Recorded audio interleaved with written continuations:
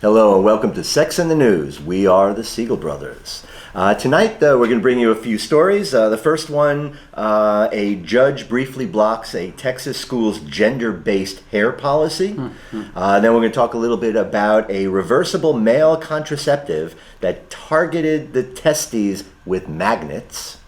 We'll then kind of bring it up a little bit and talk about a Midwestern city that has voted to make abortion a crime. And then we will finish off with a bright and happy story, how a flesh-eating, sexually transmitted infection is causing beefy red sores and is becoming more common. Should Americans worry?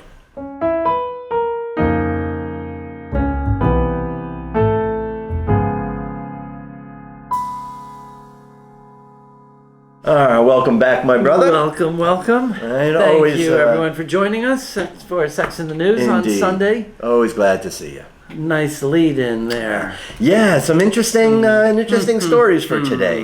We wanted to maybe press a couple of buttons here and there. Right? Well, as usual, we can rely on Texas to do something to piss us off. That's right. And we're in Florida, the nation's other problem child. That's exactly right. Texas is just grabbing all the headlines for sexual insanity these days. Right. Now, this particular story is how a federal judge has blocked a Texas school district's enforcement of a grooming policy that prevents boys from having long hair. Now, in particular, this policy is a full dress code policy. It tells how short skirts have to, or how long skirts have to be for females, what kind of clothes boys can wear. It specifies how long sideburns have to be trimmed, exactly how long hair has to be 1962. trimmed. Yeah, exactly. Now, if this was any other state, I don't think we would be bringing this to you. I don't think it would be newsworthy. But I think this is newsworthy because this is in the state that cries out every day, don't tell me what to do. Right? Mask mandate, vaccine mandate, don't tell me what to do. Just tell me exactly how long my sideburns should be, exactly how long my pants should be, exactly how long my hair should be, how many eyebrows I should have. And I'm sure these high school boys were just devastated at having to stay home from school. Well, some of them were. Well, actually, one of them was identified as a non-binary student who wore hair clips. Lawsuit filed on behalf of 6 boys and 1 non-binary student by the ACLU, Union of Texas. The ACLU of Texas, and the Women's Rights Project, and 3 Houston law firms. 3 of the boys kept their hair long and ultimately stopped attending school as a result of the policy. Right. So this judge had to order the district to let them return to class. And there's going to be a subsequent lawsuit because right now they have to figure out what the legal angles would be for the other 3 boys who cut their hair and stayed in school. So now they want to see what kind of retribution they can bring for having cut their hair. Why Texas? But again, it's the hypocrisy. Right? Yeah. You know, this idea of being out in the streets and armed insurrection, even in Texas, about not being told what to do, yet constantly. And they defend this school district policy, saying it complies with state law and community standards. Community standards. Again, mid-20th century bullshit to stamp out anything that's not normal or scares us. Or sexy. Yeah. So again, that one, there's a big screw you, Texas, that needs to come out of all of this. The hypocrisy and the stupidity is just stunning. It really is. Yeah. Our next story is, it's a little highbrow. The science is just sort of way out there. It's kind of a bizarre thing to even picture, but as we've talked about before, there's not a whole lot that's been developed in terms of male contraception. Right? But I'm at least heartened to know that there are some creative scientific minds that are working hard at this. Yes. Right? And if there's one thing we can say about this research, it's pretty creative. Right? It really Yeah. is. Right? Basically, I mean, again, I want to get into all of the real scientific detail, but it involves, and right now this has all been done on mice. And what it involves is injecting nanoparticles, right? Particularly ones that are coated in citric acid. For some reason, citric acid makes it magnetic. Right? They have another set that they coated with iron oxide, which of course would be magnetic, but the citric acid apparently was as well. Now what they found, originally, they were injecting these nanoparticles repeatedly into male mice testicles, right? But quickly figured out that that's not anything that could translate into humans. You can't keep injecting guys in their testicles, especially superheated nanochemicals. They cause tissue damage, they hurt, nobody will do it. Right. So they figured out a way with these mice to inject these nanoparticles just into their bloodstream. They're then able to take magnets and direct those nanoparticles with a magnet from the outside down into their testes. Wow. Those nanoparticles then heat up and prevent sperm production. Right? Wow. Now, the result, right? It was I think there was 2 treatments that they were given. For the next 7 days, none of those mice were able to impregnate a female mouse. Well, were their balls this big? No. There was some atrophy. It does shrink some of the tissue. Right? Because again, it shrinks the cells, it shrinks a lot of that stuff. But they said that after 60 days, they were not only fully functional, but every one of those male mice impregnated a female and had an average of 12 pups per impregnated female. So it's a reversible, right? I mean, it's reversible, which means if it ever does come to actual use, it's something that will probably have to be done every day, or at least a weekly a basis. I'm not sure, but it's not going to be taking a pill. Well, it says the nanoparticles heated the testes to a temperature of 104. And, as we used to explain in our sex ed classes, that's part of the job of the scrotum is to act as a thermostat and keep the testes further away from core body temperature because they have to be a couple degrees cooler. Right. For optimal, unless it's cold outside, then they come closer. Optimal sperm production.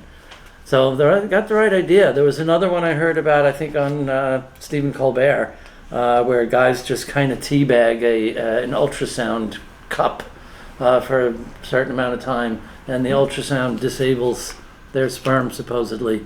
But, like last week's Sex in the News, we talked about the biometric readers, the ring that a guy could sleep with to track his erection. So, yeah, the 21st century is coming to sexual health, and we'll have more and more. We have been hearing, as long as we've been doing this work, about any time now we'll come up with a reversible male contraceptive, and still hasn't happened.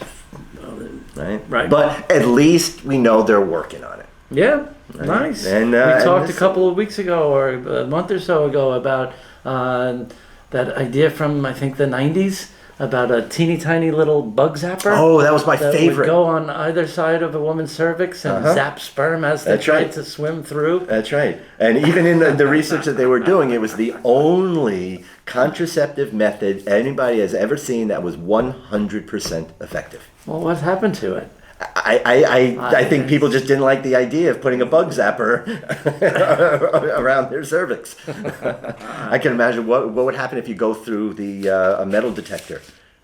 Right? Or does it pick up will it pick up other frequencies and just start zapping? Yikes. All right. So, again, so something's in the works. Something else in the Midwest dealing with abortion law? Go figure. Yeah, states like Ohio never seem to disappoint. Right? They always can come through. What's going on in Mason, Ohio? There's not a whole lot to say about this, but in this town of Mason, Ohio, where there are no women's health centers or providers of abortion, and apparently the good citizens, or actually the city council of Mason, Ohio, want to keep it that way because they have just passed a law that is going to go into effect on Thanksgiving that basically says abortion is a crime. It is fully outlawed in that city. Right? And I think it really is about making sure that nobody would even think about coming in to open up an abortion clinic or a women's health center. You know, these politicians. I'm going to share a quote here from this piece from Vice Mayor Mike Gilb, who said, I'm sure with such gravitas and conviction, Yes, you know. I'm here to protect life. For me, it's a fundamental issue. If the foundations are destroyed, what do we have left? He went on to say, I'm not just here to decide how bright the streetlight should be or where the next roundabout goes. Those things are certainly important issues, but they're not as fundamental as protecting life. Interesting that he's the vice mayor. Well, this will not make it past the courtroom. No, you know there's going to be a clearly- major legal challenge to that. Clearly unconstitutional, and I hope that the women in particular of Mason, Ohio, Take to the streets. yeah, Yeah. just, slap the shit out of your city council members when you see them in the 7-Eleven. No, we shouldn't advocate that. No, kind of- don't want to do that. There's too much of that stuff going on. But That's right. let them vote. How about that? Yeah, right? there you go. Vote If you them ever wanted a off- reason why voting is important, there you go. Vote them off that city council. Today it's Don't Mason, follow. Ohio. Don't follow them into the bathroom and yell at them while you film it on your cell phone. That's That's uncouth. tacky. Wait till they get out. But yeah, I mean, I think today is Mason, Ohio. Tomorrow it may be your town. Right? And we cannot take for granted that reproductive health, especially for women, and reproductive rights are something that we can take for granted. Right? They have to be fought for. They are very much in peril, very much at risk. And people do need to really start speaking up. And I'm not talking about sitting in front of your TV or yelling at your computer. Right? Get out there, make it count, make your voice heard. Okay, done. Off my soapbox. All right. Well, Our last story is gonna bring all those emotions right back up. Oh, right? absolutely. You don't, and this is from USA Today. You don't hear a headline like this and go back to life as normal after that. That's right. A flesh-eating, sexually transmitted infection causing beefy red sores is becoming more common. Should Americans worry? Right. Now, that's a good question. Should Americans worry? Well, Americans don't worry about sexually transmitted infections, Right. generally Right. speaking. Okay. Right. Now this is considered rare, right? The what is it? Davanovirus. Actually, I'm sorry. It's actually a bacterial. Donovanosis. It's the Klebsiella bacterium, I believe, and it's more common in places like Australia and India, And Papua New Guinea. Go figure. Oh, and the Caribbean. and throughout the Caribbean. Right. There are a couple of cases that have been identified in the United States. Well, I say becoming more prevalent in the UK. Yeah, right. It's becoming more prevalent in the UK right now. I think there are about 30 something cases. Or 30 cases in the UK. There have been a couple of cases that have been identified in the United States. And the thing, again, really that we want to talk about with this is it's kind of rare now. But we know that all sexually transmitted infections, especially the bacterial ones, are on the rise because people don't really care as much about them as they should. Yeah. You know what else is on the rise? A strain of gonorrhea that can produce an enzyme that dissolves penicillin. Right? Let that concept sink in for a minute. Now, is that the same or is that a different one than the PPNG? That's exactly what it is. Oh, okay. The Because PP stands for penicillinase producing. Right. Right. Which is the bacterial equivalent of, shooting someone with a bullet and the bullet just goes in their body and melts. And Yeah, and that's been on the rise. Right? So that's why if a doctor's not going to do an actual culture for gonorrhea, they have to treat it assuming it's that strain. And, if we're going to use as any indication the past year and a half and are dealing with COVID, unlike other viral outbreaks or bacterial outbreaks like Ebola or Zika or flesh-eating bacteria, these things that pop up and seem to go away.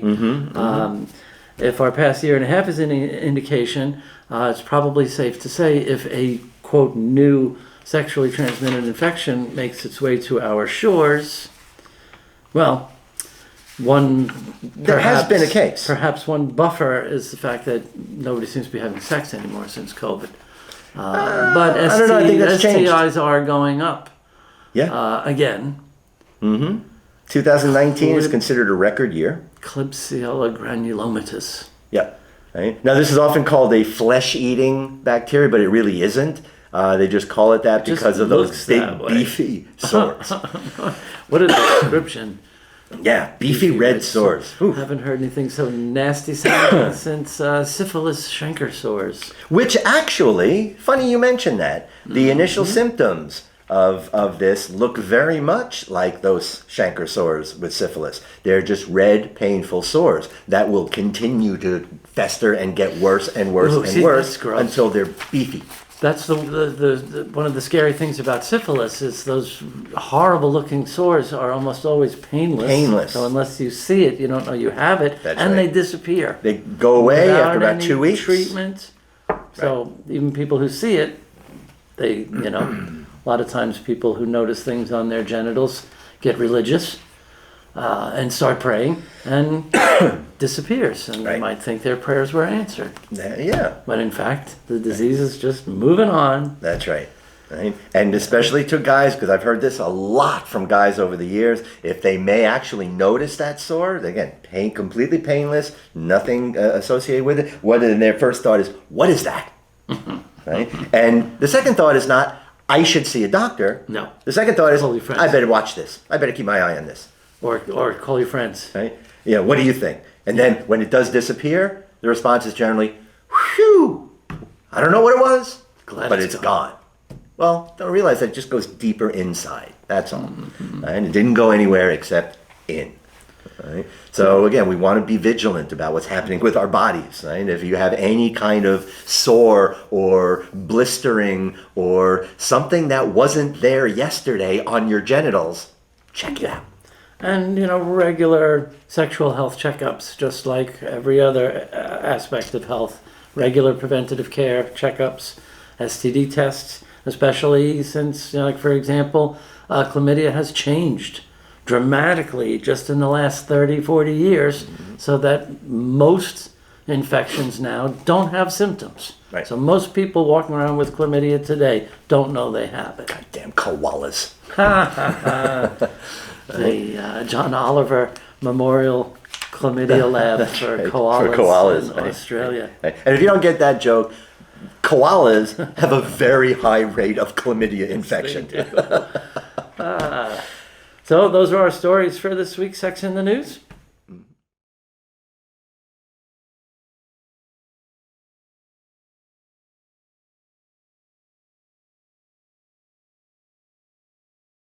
All right, and as we like to end the show, one of our favorite segments, something that we call Poetic Justice. We got a good one tonight. Indeed. And you want to give a little explanation of Poetic Justice for people that may not have seen it before? Just our opportunity to call out hypocrisy and gloat a little bit.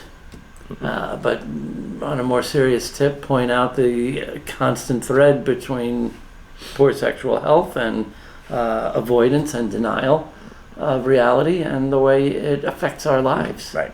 And especially now with social media, which is really sort of completely out of control with these algorithms. But we don't even need algorithms to ruin everything. There are plenty of people that are still willing to do that.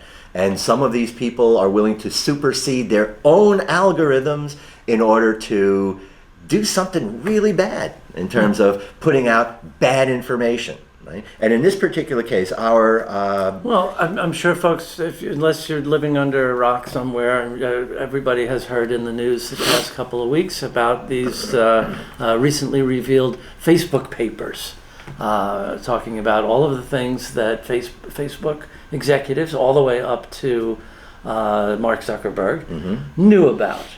Right. But this particular piece of it did not get a lot of that attention. No, it didn't. It did come out in those papers, but you're right. It did not get a whole lot of press. So we're going to call it out tonight. Indeed. Now, apparently, a while back, somebody had posted an anti-abortion video.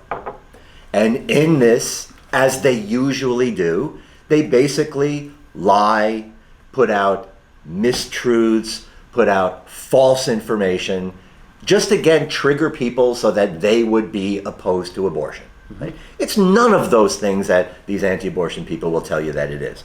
But this one was particularly heinous because in this particular video, there was a whole section on it, and they had these people coming out and talking about how abortion is never medically necessary. It's always an elected or elective procedure. Now, the Facebook committees, or whoever, the ones that look at a lot of content, they unanimously agreed to take it down. It was false, it was misleading, and they did exactly what they should have done. Absolutely. But of course, the orange monkey that was in the White House last year, and other morons like Ted Cruz and some of these, the other of their ilk, made a big fuss, made this whole big song and dance about Facebook is censoring and all this kind of stuff. And although their staff all agreed, it doesn't matter, we're not going to put out false information, knowingly false information, yet Mark Zuckerberg personally intervened. He pretty much outvoted his staff and decided to put that video back up. Schmuck. Back up. Yeah. Right? Really knowing full well that it truly contains heinous. false, and when it comes to things like abortion, false information is dangerous information. Right? Yet Mark Zuckerberg, knowing full well, right, that this was a lie, that this was not true, and apparently out of those papers, he does that a lot. Yeah. Right? He has apparently no relationship with reality. Huffington Post reports that according to senior executives, this is one of several instances where they intentionally choose to countermand company policy to do favors for American politicians and celebrities to post whatever they wanted despite employees begging. Right. And policy. Yeah. All right. So knowingly putting out false information. Right? So knowingly going against what your entire company policy states. We would like to offer Mark Zuckerberg this week's Poetic Justice, and we give you our Poetic Justice salute. And with that, we thank you all for watching another edition of Sex in the News. Take care.